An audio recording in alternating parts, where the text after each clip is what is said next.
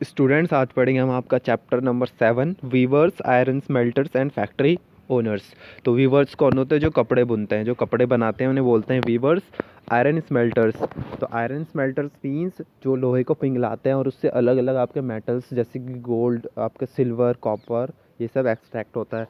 And factory owners, और जो factory के ओनर्स थे। ठीक है, फैक्ट्री पता है आपको, जहाँ पर एक ऐसी इंडस्ट्रीज़ होती है, ऐसी बिल्डिंग होती है जहाँ पर लेबर काम करते हैं, वर्कफोर्स काम करती है, और वहाँ पर बहुत बड़ी लेवल पर काम होता है, एक लेवल पर काम होता है ना। तो यहाँ पर देखिए हमें trading ships on the port of Surat. ठीक है, तो हमें ट्रेडिंग शिप्स दिखाई गई हैं पोर्ट ऑफ सूरत की 17वीं सेंचुरी में। तो पोर्ट क्या होता है आपका? एक पोरबंदर होता है आपका। ठीक है, वो किनारा होता है जहाँ पर शिप्स इकट्ठा होती है ना। पोर्ट्स वो होते हैं, यहाँ पर शिप्स का व्यापार भी किया जाता है, पोर्ट। ठीक है, तो ये देखिए जैसे कि ये आपका मैप है। ठीक है, ऐसे, और यहाँ पर क्या है? गुजरात है। तो गुजरात में क्या होता है आपका? सूरत। ठीक है, तो वहाँ पर ये आपका पोर्ट था सूरत में। Surat in Gujarat on the west coast of India was one of the most important. ठीक है, तो सूरत में, गुजरात में, जो सूरत में गुजरात है। ठीक है, गुजरात में जो सूरत है वेस्ट कोस्ट इंडिया में। ठीक है, वो बहुत उस टाइम का सबसे माना जाने वाला क्या था? इम्पोर्टेंट पोर्ट्स था इंडिया ओशन ट्रेड का। Dutch and English trading ships began using the ports from the early 18 century. ठीक है, तो जो डच थे और इंग्लिश ट्रेडिंग शिप्स थी, ठीक है, तो वो पोर्ट्स का यूज़ करने लग गए। वो अर्ली 17 सेंचुरी में पोर्ट्स का यूज़ करने लग गए वो। इट्स इम्पोर्टेंट डेक्लाइंड इन, पर इसकी जो इम्पोर्टेंस थी ना, तो वो 18 सेंचुरी के आते आते वो थोड़ी कम हो चुकी थी। अब देखिए, आप पढ़ेंगे, अच्छे से पढ़ेंगे, जानेंगे चैप्टर क्या। This chapter tell the story of crafts and industries of India during British rule by focusing on two industries, namely textile and iron and steel.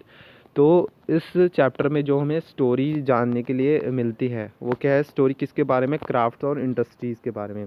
Crafts क्या होता है? मेनली जो आपका हैंड से जो चीज़ें बनाई जाती है, हैंडमेड। ठीक है, हैंडमेड जो चीज़ें होती हैं उससे क्या बोलते हैं? आपका क्राफ्ट। एंड इंडस्ट्रीज़ आपको पता है, ठीक है, जहाँ पर क्या होते हैं? बहुत बड़ी बड़ी बिल्डिंग्स होती हैं जहाँ पर कुछ सामान बनाया जाता है। ठीक है, जहाँ पर कुछ सामान बनाया जाता है उसे इंडस्ट्रीज़ बोलते हैं ऑफ इंडिया। ठीक है, तो ड्यूरिंग द ब्रिटिश रूल, ठीक है, जो ब्रिटिश रूल के टाइम पे, तो मेनली उस टाइम पर किस इंडस्ट्रीज़ पे फोकस किया जा रहा था? टेक्सटाइल और आयरन एंड स्टील कंपनी पर उस टाइम पर बहुत फोकस किया जा रहा था। Both the industry were crucial for the industrial revolution in the modern world. ठीक है, तो ये दो इंडस्ट्रीज़ हैं। ठीक है, ये बहुत क्या है? इंपॉर्टेंट इंडस्ट्रीज़ हैं, तो जो कि अब रेवोल्यूशन हुआ है उस टाइम से इस टाइम तक। ठीक है, क्योंकि क्लोथ्स भी हम पहनते हैं।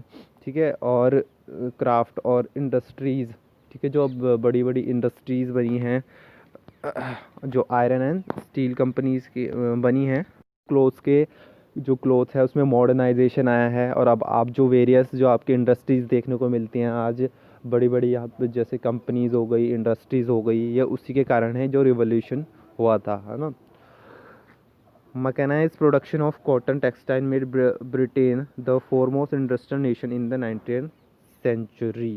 foremost, ठीक है, जो उन्होंने मैकेनाइज्ड प्रोडक्शन किया था, मींस जैसे इंडिया में तो हाथ से काम होता था ज़्यादातर, मशीन्स वगैरह नहीं थी, पर जो उन्होंने इन्वेंशन किया और जो मशीनरी वगैरह लाए, उन्होंने जो रेवोल्यूशन किया टेक्सटाइल की इंडस्ट्रीज़ में, तो ब्रिटेन को उसने क्या बना दिया था जब का? Industrial nation. ठीक है, तो इंडस्ट्रियल नेशन बन चुका था वो ब्रिटेन 19 सेंचुरी में। And when its iron and steel starting growing from the 1850, Britain came to be known as the workshop of the world. ठीक है, तो और जब आयरन और स्टील कंपनी स्टार्ट हुई, ग्रो करना स्टार्ट हुई उनका 1850 में, तो ब्रिटेन को क्या, किस नाम से जाना गया? Workshop of the world. Workshop means जहाँ पर बहुत काम होता है एक तरीके से, तो इसको पूरे देश की वर्कशॉप मीन्स यहाँ पर पूरे देश का जो काम, मतलब सबसे बड़ा जो काम होने लगा था, अब उसको ब्रिटेन को उसके नाम से घोषित कर दिया गया था। The industrialization of Britain had a close connection with the conquest and colonization of India. ठीक है, जो इंडस्ट्रियलाइजेशन हुआ था ब्रिटिश ब्रिटेन का, उसका सीधा किससे कनेक्शन है, क्लोज कॉलोनाइजेशन ऑफ इंडिया, जो उन्होंने इंडिया पर राज किया, ठीक है, जो इंडिया पर उन्होंने रूल्स रेगुलेशंस बनाए, मतलब कब्ज़ा करना चाहा, वो किसका ही कारण है, सबसे बड़ा क्या है, इंडस्ट्रियलाइजेशन का इससे सीधा क्या है, कनेक्शन है।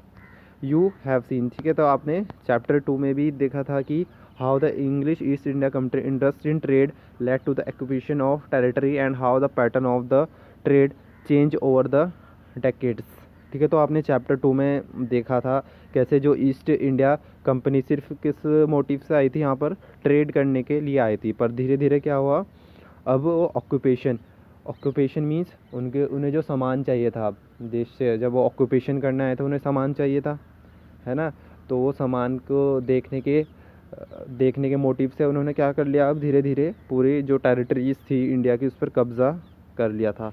इन the late 18th century the company was buying goods in India and exporting them to England and Europe, ठीक है, तो जब लेट 18th सेंचुरी में, 18th सेंचुरी का मीन्स क्या है यहाँ पर 1800, है ना, तो जब लेट 1800 मीन्स 1890s का समय था, तो 18th सेंचुरी में कंपनी क्या कर रही थी, सामान खरीद रही थी इंडिया से और उसे कहाँ पर एक्सपोर्ट ली जा रही थी, इंग्लैंड में, यूरोप में, और प्रॉफिट कमा रही थी अपनी सेल से। With the growth of the industrial production British industrialization began to see India as a vast market for their products and over the manufacture goods from Britain began flooding India, ठीक है, तो जैसे कि industrialisation का growth हो रही थी production की ब्रिटिश, ठीक है, जो जैसे कि इंडस्ट्रियल प्रोडक्शन की क्या हो रही थी, ग्रोथ हो रही थी, तो जो ब्रिटिश इंडस्ट्रियल से उन्होंने क्या देखा, इंडिया को एक बहुत बड़ी मार्केट के रूप में देखा कि यहाँ पर क्या हो रहा है, बहुत ज़्यादा जो गुड्स है उनका प्रोडक्शन हो रहा है अच्छी खासा, तो उन्होंने क्या किया, अपनी ही यहाँ पर एक मार्केट बना दी, ब्रिटिशर्स ने अपनी ही मार्केट यहाँ पर सेटअप कर दी और ब्रिटेन यहीं पर अपने क्या बनाने लग गया, अपने गुड्स बनाने लग गया, ठीक है, तो जब वो ये गुड्स बनाने लग गया तो क्या आ गई, इंडिया में ब्रिटिशर्स के जो गुड्स थे उनकी क्या आ गई, बाढ़ आ गई एक तरीके से, जो ब्रिटिशर्स ने गुड बनाए थे। तो अब क्या था, देखिए यहाँ पर इंडिया में भी क्या थे, जो वीवर्स थे, काम करने वाले थे, बुनकर थे, ठीक है, तो जब इंडस्ट्रियलाइजेशन हुआ, जब वो यहाँ पर आए और काम करने लग गए, तो उससे जो इंडिया के जो वीवर्स थे और जो काम करते थे, तो वो कहाँ पर गए, कैसे इससे इंडिया के अफेक्ट हुए क्राफ्ट और इंडस्ट्री, तो इस चैप्टर में हम वही पढ़ेंगे। तो यहाँ पर देखेंगे हम Indian textiles and the world wide market, India की जो टेक्सटाइल्स थी, टेक्सटाइल्स मीन्स जो कपड़े थे, है ना, एंड द वर्ल्ड मार्केट, तो वर्ल्ड मार्केट इसमें कैसे अफेक्ट हुई, ठीक है, तो यहाँ पर हम पहले पढ़ेंगे फर्स्ट टेक्सटाइल प्रोडक्शन। तो around 1715 before the British conquered Bengal, India was the far world largest producer of cotton textiles, ठीक है, तो अराउंड 1750 से पहले क्या था, जो इंडिया में बंगाल था वो क्या था, वर्ल्ड का वो लार्जेस्ट प्रोड्यूसर था कॉटन टेक्सटाइल का, ठीक है, पर जब ब्रिटिशर्स आए 1750 के बाद उन्होंने क्या कर लिया, वहाँ पर राज कर लिया, है ना, और वो अब क्या इंपोर्ट एक्सपोर्ट करके अब यहाँ से सारे अपने हमारे जो कॉटन टेक्सटाइल ले जाने लग गए थे, है ना, तो India textile had long been renowned both for their fine quality and exquisite craftsmanship, तो इंडिया को किस लिए 1750 में से पहले किस चीज़ के लिए जाना जाता था, उसके टैक्स के लिए, टेक्सटाइल्स मीन्स जो कपड़े की क्वालिटी होती थी वो बहुत ही अच्छी होती थी, बेहतरीन होती थी, फाइन क्वालिटी की, एंड एक्सक्यूसाइट क्राफ्टमैनशिप, और जो यहाँ के लोग होते थे, कारीगर भी, वो काफ़ी पसंद किए जाते थे और उनको उनकी क्राफ्ट के लिए माना जाता था। They were extensively traded in South Asia, तो ये जो थे कॉटन टेक्सटाइल से कहाँ पर एक्सपोर्ट किए जाते थे, साउथ ईस्ट एशिया जैसे Java, Sumatra and Penang and the West Central Asia, तो यहाँ पर ये ज़्यादा जो है एक्सपोर्ट किए जाते थे। From the 16th century European trading companies began buying Indian textile for sale in Europe, तो 16th सेंचुरी से जो यूरोपियन ट्रेडिंग कंपनीज थी वो क्या करने लग गई थी, जो इंडिया के टेक्सटाइल थे यूरोप में बेचने के लिए खरीदने लग गई थी। Memories of the flourishing trade and craftsmanship of India weavers is preserved in many words still current in English and other language, ठीक है, तो memories of flourishing trade means क्योंकि जो ये कॉटन टेक्सटाइल था पूरे वर्ल्ड में क्या होता था, एक्सपोर्ट होता था, है ना, तो जो अलग अलग जगह से अलग अलग नाम से पुकारते थे। जो कॉटन था, ठीक है, उसको अलग अलग जगह में अलग अलग नाम से बोला जाता था। तो इसलिए जो ये जैसे कि इंग्लिश लैंग्वेज हो गई और अदर लैंग्वेज हो गई, इसमें इसके क्या है, मेमोरीज है, जो एक कपड़ा हो गया, है ना। It is interesting to trace the origin of such word and see what they tell us. ठीक है, तो ये बहुत इंटरेस्टिंग है कि कैसे अलग अलग जो ओरिजिन के लोग हैं उन्हें ये वर्ड्स का यूज़ करते थे और वो उनको किस नाम से बुलाते थे। Word tell us history. ठीक है, वर्ड्स से जो वर्ड्स हैं हमें उससे एक हिस्ट्री के बारे में पता चलता है। जैसे देखिए ये क्या है, पटोला, इस कपड़े का नाम है पटोला। ये जो है आपकी 19th सेंचुरी में वीव किया जाता था। ठीक है, तो ये सूरत में, और पटोला वॉज वुवन इन सूरत, सूरत में, अहमदाबाद में, पटन में। ठीक है, तो ये वहाँ पर बुना जाता था। हाईली वैल्यूड, ठीक है, इसकी हाईली वैल्यू थी इंडोनेशिया में, और it became part of local weaving tradition there. ठीक है, तो ये लोकल वीविंग का वहाँ पर ट्रेडिशन बन चुका था। अब वर्ड्स हमें हिस्ट्री बताते हैं कैसे। European traders first encountered fine fine cotton from India carried by Arab merchants. ठीक है, तो यूरोपियन जो ट्रेडर्स थे उन्होंने जो first fine qualities of cotton कहाँ से ली थी, इंडिया से ही ली थी उन्होंने, है ना। जो तो पहले कौन थे, अरब अरब मर्चेंट्स थे मौसूल में, इन प्रेजेंट डे इराक। ठीक है, अरब मर्चेंट्स थे, ठीक है, जो मौसूल में थे, जो कि आज प्रेजेंट डे कहाँ है, इराक में। So they began referring to all finely woven textile as muslin. ठीक है, तो वो जो जो फाइन टेक्सटाइल था इंडिया का, ठीक है, तो उसे किस नाम से बुलाने लग गए, मुस्लिम। क्योंकि मौसूल तो मतलब उन्हें बोला नहीं जाता था, है ना, तो मुस्लिम के नाम से क्या बुलाते थे, मौसूल के लोग थे, तो मुस्लिम नाम से क्या बुलाने लगे, वुमेन जो टेक्सटाइल थे उन्हें। A word that acquire wide currency. ठीक है, तो ये नाम भी काफ़ी फैल गया चारों तरफ। When the Portuguese first came to India in search of spices, they landed in Calicut to the Kerala coast और साउथ वेस्ट एशिया। ठीक है, तो जो पोर्चुगीज़ थे वो इंडिया किस लिए आए थे, मसालों की सर्च में, और तो वो कहाँ पर आए, कैलिकट में आए, केरला में जो कि साउथ वेस्ट इंडिया में है। The cotton textile which they took back to Europe along with their spices came to be called calico. ठीक है, जो फिर उन्होंने क्या किया, कॉटन टेक्सटाइल भी ले गए वो साथ में। ठीक है, स्पाइसेस के साथ में क्या ले गए, वो कॉटन टेक्सटाइल ये सब साथ में ले गए, और उसको कॉटन को किस नाम से जानने लग गए लोग, कैलिको, ड्राइव फ्रॉम कैलिकट। ठीक है, चूँकि वो कहाँ पे आए थे, कैलिकट से आए थे, इसलिए जो पोर्चुगीज़ थे वो क्या क्या बुलाने लग गए कि जो टेक्सटाइल को कैलिको। ठीक है, तो वे कैलिको किस नाम से पड़ा वर्ड, कैलिकट से। ठीक है, क्योंकि उन्हें कैलिकट नहीं बोला जाता था तो कैलिको वो बोलने लग गए। And subsequently calico became the general name for all the cotton textile. ठीक है, तो तब से फिर क्या हुआ, जो कॉटन टेक्सटाइल को कैलिको के नाम से जानने लग गया कॉटन टेक्सटाइल इंडस्ट्रीज़ में। There are many others word. ठीक है, ऐसे ही बहुत सारे वर्ड्स हैं जो कि इंडियन टेक्सटाइल मार्केट में क्या हुए हैं, फेमस हुए हैं वेस्टर्न मार्केट से। तो बहुत से ऐसे वर्ड है जिससे कि वेस्टर्न मार्केट में भी ये पॉपुलर हुआ है। In English East India Company sent to its representative in Calcutta in 1730। ठीक है, तो जो ईस्ट इंडिया कंपनी थी उन्होंने अपने जो रिप्रेजेंटेटिव्स थे लोग कब भेजे थे, कैलकटा में 1730s में। The order that year was for 5,89,000 PCs of cloth. ठीक है, देखे तो कितनी बड़ी मात्रा में ऑर्डर आया था। ठीक है, तो उन्होंने कितने ऑर्डर प्लेस किए, 5,89,000 PCs of cloth. Browsing through the old order book you would have seen a list of 98 varieties of cloth of cotton and silk clothes. ठीक है, तो आपको अगर आप ऑर्डर बुक देखेंगे उसमें आपको क्या देखने का मिलेगा, 98 वेराइटीज़ देखने को मिलेगी कॉटन और सिल्क क्लोथ्स की। These were known by their common name. ठीक है, तो इनको इनके कॉमन नेम से जाना जाता था यूरोपियन ट्रेड में, मार्केट में। तो इन क्लोथ्स को उनके कॉमन नेम से जाना जाता था मार्केट में। तो यूजुअली जो वुमेन क्लोथ्स होता था, वुमेन क्लोथ्स तो कितने मीटर यार्ड का होता था woven clothes, 20 yard long and 1 metre 1 yard wide का ये वुवन क्लोथ्स होता था। ठीक है, तो ये देखिए हमको कुछ लिस्ट देखने को मिलती है ऑर्डर बुक।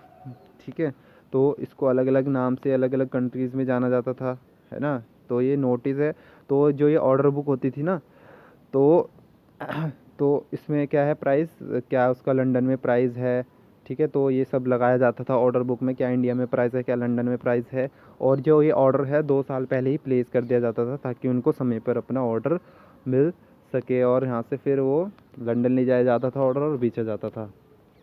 ठीक है। तो अब हम यहाँ देखना, now look at the names of different varieties of cloth in the book. ठीक है। तो आपको डिफाइटीज़ के बुक में यहाँ पर नाम देखने हैं क्लॉथ्स के। देखे जैसे क्या क्या नाम दिया गया है, अदीताइतिस, डीलो, अलीबाबाद, दिल्ली, है ना। तो अलग अलग नाम दिए गए हैं यहाँ पर। Amongst the pieces ordered in bulk were printed cotton cloths called chintz. ठीक है। जो नंबर ऑफ ऑर्डर्ड क्लोथ्स थे उसमें क्या था, एक कॉटन क्लोथ्स भी था जिसका नाम क्या था, चिंट्स। तो चिंट्स या फिर क्या, कोसाइस, खासा और बंधना। तो ये क्या होता था आपका, प्रिंटेड मीन्स इस पर कुछ अच्छे न्यू डिज़ाइंस कुछ प्रिंटेड हुआ करते थे। Do you know where the English term chintz come from. तो क्या आपको पता है कि जो इंग्लिश टर्म चिंट्स कहाँ से आई। It is derive from the Hindi word chint. तो ये हिंदी वर्ड चिंट से लिया गया है। A cloth with small and colourful flower design. ठीक है। तो ये कौन सा कपड़ा होता था, एक ऐसा कपड़ा जिसपे छोटे और कलरफुल फ्लावर डिज़ाइन बने होते थे। From the 1618 there started a craze for printed Indian cotton textile in England and Europe, mainly for their exquisite floral design. तो 1680 से लेके क्या, जो आपकी इंग्लैंड और यूरोप में क्या था, इंडियन कॉटन टेक्सटाइल का क्या हो गया था, क्रेज़ फैल गया था। स्पेशली जो आपके छोटे छोटे फ्लोरल डिज़ाइंस वाले जो डिज़ाइंस थे फ्लावर के, उसका क्रेज़ इंग्लैंड और यूरोप में फैल गया था बहुत। Fine texture and relative cheapness, और उसमें क्या था, बहुत फाइन टेक्सचर था क्योंकि, और वो सस्ते दामों में भी मिल जाता था। Rich people of England including the queen herself वोर क्लोथ ऑफ इंडियन फैब्रिक। ठीक है। जो अमीर अमीर लोग थे इंग्लैंड में, और जो इंग्लैंड की रानी थी वो भी क्या, जो क्लोथ्स थे इंडियन फैब्रिक को पहना करती थी। अब ये देखिए यहाँ पर जामदनी। तो ये जामदनी है अर्ली 20th सेंचुरी में, ये भी एक क्लोथ्स है। तो ये भी फाइन मुस्लिन ऑन विच। ठीक है। तो ये फाइन मुस्लिन ये भी कॉटन की क्लोथ से बना है, और इसमें डेकोरेटिव मोटिव्स बनाए हैं, वोवन ऑन द लूम। ठीक है। तो इसमें टिपिकली ग्रे और वाइट कलर से यूज़ किया जाता था, बनाया जाता था डिज़ाइन, और इसमें सजाने के लिए मोटिव्स होता है। ठीक है। जो डेकोरेट के लिए काम आता है वो भी लगाए गए हैं। ठीक है। तो इसमें mixture of cotton and gold thread. ठीक है। इसमें सोने का धागा उसका यूज़ किया गया है। तो जो most of the jamdani centres कहाँ हैं अभी आपके, Dhaka in Bengal and Lucknow in United Provinces. ठीक है। तो मोस्ट इम्पॉर्टेंट सेंटर्स कौन कौन से हैं जामदनी वीविंग के, Dhaka in Bengal and Lucknow in United States. अब देखिए, similarly the word bandana now refers to any brightly coloured and printed scarf for the neck और हेड। ठीक है। तो वर्ड बांधना का जैसे कि मतलब क्या होता है, बांधना, है ना। जैसे इंडिया से ही लिया गया है यह वर्ड बांधना रेफर्स टू कलर स्कार्फ और नेक हेड। जैसे कि स्कार्फ बांधते हैं ना सर पर, तो उसी से ही उसका नाम क्या पड़ा, बांधना, इन कपड़ों का नाम। तो स्कार्फ हो गया आपका, और नेक में जैसे मफलर पहनते हैं। Originally the term derived from the word बांधना। ठीक है। Hindi for tying. ठीक है। जैसे बांधने के लिए यूज़ करते हैं। तो ये कपड़ा जो है उसके नाम से इसका नाम पड़ा है बांधना, क्योंकि इंडिया में स्कार्फ को ज़्यादातर बांधा जाता है। तो ये कैसा होता है आपका cloth, refer to a variety of brightly coloured cloth. तो ब्राइटली कलर्ड क्लोथ होता है।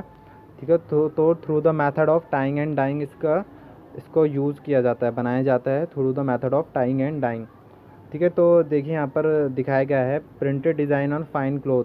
ठीक है। Fine cloths of chint produce in Masulipatnam, Andhra Pradesh, mid 19th century. ठीक है। तो ये मसूलीपट्टनम में मिड 19th सेंचुरी में बनाया गया था। ठीक है। तो एक इसका एग्जांपल है टाइप ऑफ चिंट जो कि प्रोड्यूस होते हैं, वो produce for export to Iran, जो कि ईरान और यूरोप में एक्सपोर्ट करने के लिए बनाए गए थे। There were other clothes in order book. ठीक है। तो और भी क्लोथ्स हैं आपके ऑर्डर बुक में, जैसे कि जहाँ जहाँ से उनका ओरिजिन हुआ है, मतलब जहाँ जहाँ से वो आए हैं, जहाँ पर वो बने हैं, जैसे कि कसीम बाज़ार, पटना, कलकत्ता, ओडिशा, छारपुरे। तो ठीक है। तो ये भी क्लोथ्स हैं जो अलग अलग जगह से आए हैं। The wide spread of such word show how popular India textiles had become in different parts of the world. ठीक है। तो जैसे कि अलग अलग वर्ड यूज़ होने लगा था, कॉटन जो टेक्सटाइल थे, कपड़े थे जो कि एक्सपोर्ट किए जाते थे अलग अलग जगह, तो अलग अलग नाम पड़ चुका था। तो इससे पता चलता है कि जो इंडिया का टेक्सटाइल क्लोथ था वो कितना पॉपुलर था अलग अलग पार्ट्स ऑफ द वर्ल्ड में। ठीक है। ये भी क्या है आपका बंदना एक डिज़ाइन है, ये भी अर्ली 20th सेंचुरी में ये बनाया गया था। ठीक है। तो इसमें गोल्ड थ्रेड से एम्ब्रॉयडरी की गई है। बंदना पैटर्न्स जो है मोस्टली कहाँ पर प्रोड्यूस होते हैं, आपके राजस्थान और गुजरात में। अब यहाँ पर देखिए Indian textiles in European market, Indian textile European market में। ठीक है।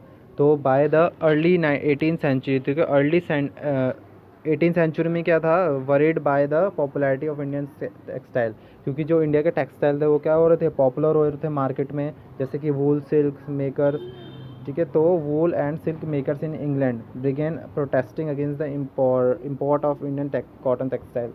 ठीक है। क्योंकि वो बहुत फैल रहे थे, मीन्स तेज़ी से जो बिज़नेस था उनका बढ़ रहा था इंडिया का। तो जो इंग्लैंड में वो जो इंग्लैंड के वीवर्स थे, ठीक है, उन्होंने क्या किया, प्रोटेस्ट किया, मीन्स आवाज़ उठाई किसके खिलाफ, जो इम्पोर्ट, मीन्स आंदोलन किया एक टाइप का कि जो इंडिया से कॉटन टेक्सटाइल क्या हो रहा है, इम्पोर्ट हो रहा है, उस पर क्या लगाया जाए, बैन लगाया जाए।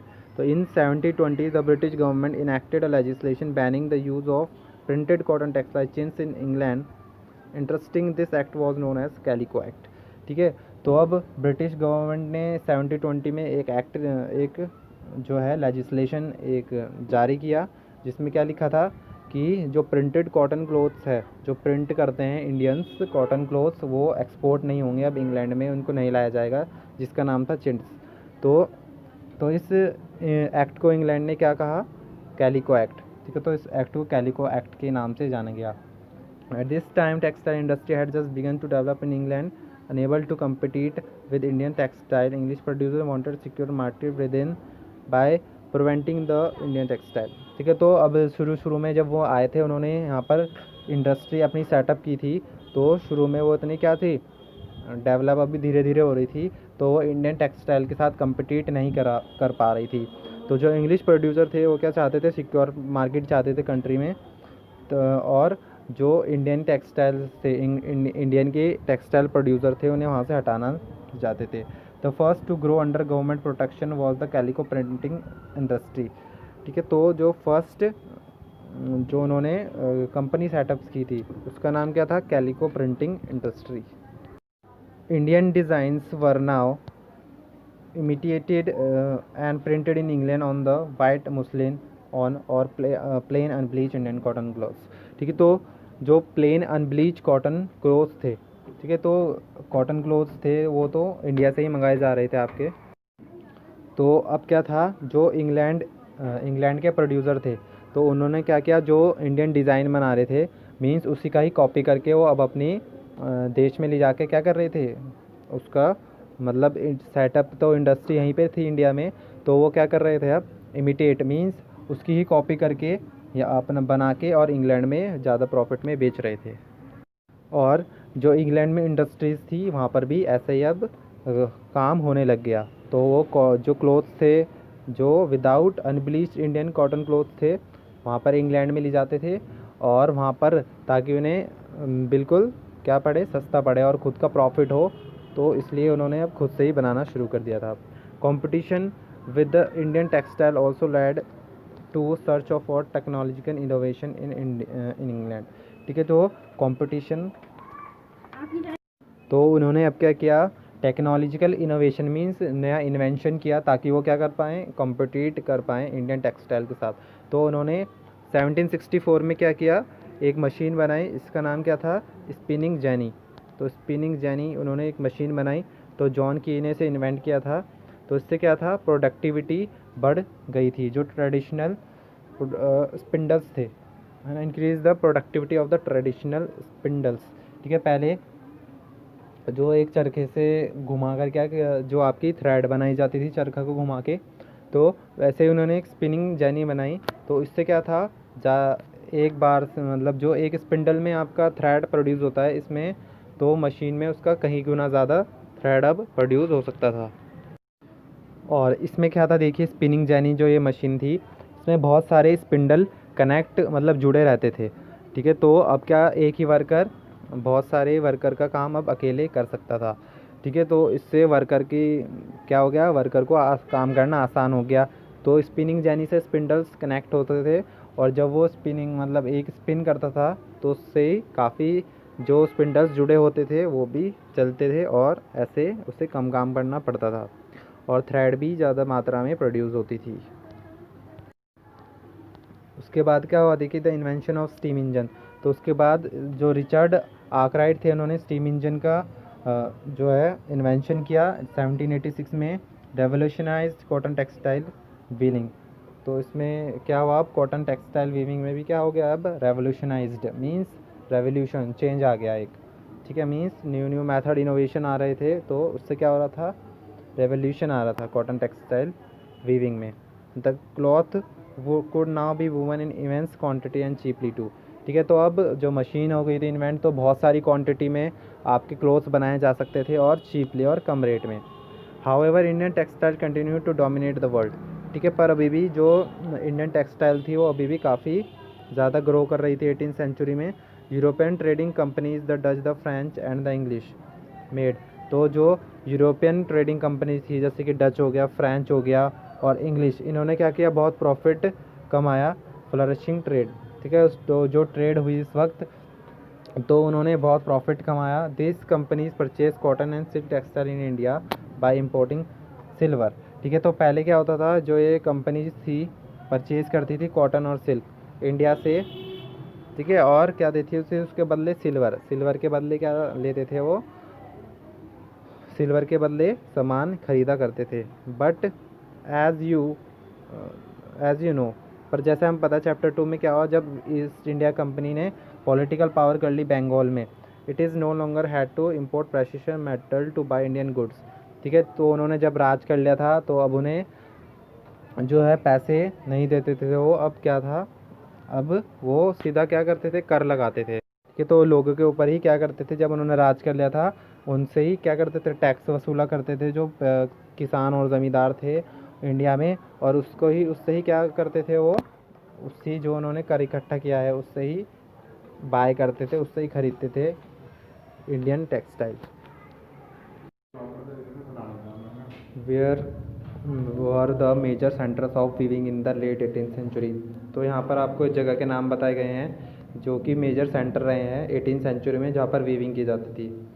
ठीक है, तो ये देखिए यहाँ पर जो कपड़ा आपके यहाँ पर कपड़ा प्लेन वाइट, ठीक है, जो आपको साइंस दिए गए हैं, आपको बताया गया है कि कौन सा कपड़ा था।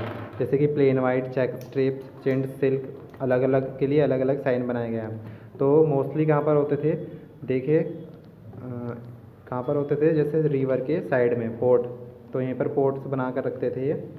तो ये यहाँ से यहाँ तक देखिए, और जो यहाँ पर होते थे जैसे कि लाहौर, ये शेरदन, ठीक है, तो ये जगह से यहाँ तक आता था सामान ट्रांसपोर्ट होकर, और फिर यहाँ से पोर्ट्स के थ्रू सीज़ कहाँ ट्रांसपोर्ट होता था, इंग्लैंड। ठीक है, तो देखिए यहाँ पर ये आपको साइंस में सब कुछ दिखाया गया है क्लियरली। ठीक है, हु वर्स द वीवर्स। अब वीवर्स कौन होते थे, तो वीवर्स विद जो होते थे अलग अलग कम्युनिटी को बिलोंग करते थे, जो कि स्पेशलाइज होते थे वीविंग में। Their skill was passed on from one generation to the next. ठीक है, और जो फिर जो ये वीवर्स होते थे कम्युनिटी के, तो इनसे जनरेशन टू जनरेशन क्या होती थी, ये स्किल पास कर देते थे, मतलब आने वाली पीढ़ी ये भी काम करेगी। The tanti weavers of Bengal, the julahas और momin weavers of north India, Sale and Kaikollar and Devangs of south Indians are some of the communities famous for weaving. ठीक है, तो यहाँ पर जो कम्युनिटीज़ फेमस थी उनके नाम दिए गए हैं वीविंग के लिए, जैसे कि तंती वीवर्स थे बंगाल के, जूलाज और मोमिन्स जो कि नॉर्थ इंडिया से थे, सेल एंड कॉलिकार्स एंड देवांग्स ये साउथ इंडिया के थे। ठीक है, तो फेमस वीविंग कम्युनिटीज़ के लोग थे। The first stage of production was spinning. ठीक है, जो फर्स्ट स्टेज होती है प्रोडक्शन की वो क्या होती है, स्पिनिंग, मीन्स धागा बनाया जाता है। अब वर्क डन मोस्टली, तो ये वर्क मोस्टली वुमेन करती है आपकी। द चरखा एंड द तकली वर हाउस होल्ड स्पिनिंग इंस्ट्रूमेंट। ठीक है, तो चरखा और तकली आता है, तो ये हाउस होल्ड स्पिनिंग इंस्ट्रूमेंट होता है। इसमें क्या होता है आपका, द थ्रेड, इसमें धागे को घुमाया जाता है किस पे, चरखा पे, एंड रोल्ड ऑन द तकली, और तकली पे इसको रोल्ड किया जाता है, प्लेन किया जाता है। When the spinning was over thread was woven into cloth by the weavers, जब अच्छे से धागा बन जाता है तो थ्रेड का यूज़ किया जाता है कपड़ा बनाने के लिए। और ये मोस्टली जो कम्युनिटी में ये जो मोस्ट कम्युनिटी जो वीविंग का काम कौन करता है, आपका मैन। ठीक है, तो जो फर्स्ट स्टेज होती है प्रोडक्शन की, तो चरखा और तकली से ये जो धागा घुमाया जाता है ये वुमेन करती है, और धागे से जो कपड़ा बनाया जाता है तो ये काम कौन करता है, man. For colour textile the thread was dyed by the dye, तो कलर टेक्सटाइल्स के लिए थ्रेड को अगर मतलब कलर चाहिए तो उसके लिए क्या करते थे, थ्रेड को डाई करते थे, नोन एज द रंगरेज, और इसको क्या बोलते थे, रंगरेज। For printed cloth the weaver needed the help of a specialist block printer known as chhipigars. ठीक है, तो प्रिंटेड क्लॉथ्स होता था, कोई भी डिज़ाइन होता था, जैसे कि वो किसकी हेल्प लेते थे, जैसे कि स्पेशलिस्ट ब्लॉक मींस ब्लॉक होता था और उससे वो छापे मार देते थे कपड़े पे, तो वो क्या बन जाता था, डिज़ाइन। ठीक है, तो इसके लिए स्पेशल ब्लॉक प्रिंटर्स, उसको क्या बोलते थे, chhipigars. Handloom weaving and occupation associated with it provide livelihood for millions of people. ठीक है, तो जो ये हाथ से जो कपड़ों पर वीविंग होती थी, हाथ से कपड़े बुनते थे और उससे रिलेटेड जो जॉब थी, तो इससे मिलियन ऑफ लोगों को क्या मिल रहा था, लाइवलीहुड, जॉब मिल रही थी, तो मिलियंस ऑफ इंडियंस को लाइवलीहुड मिल रहा था।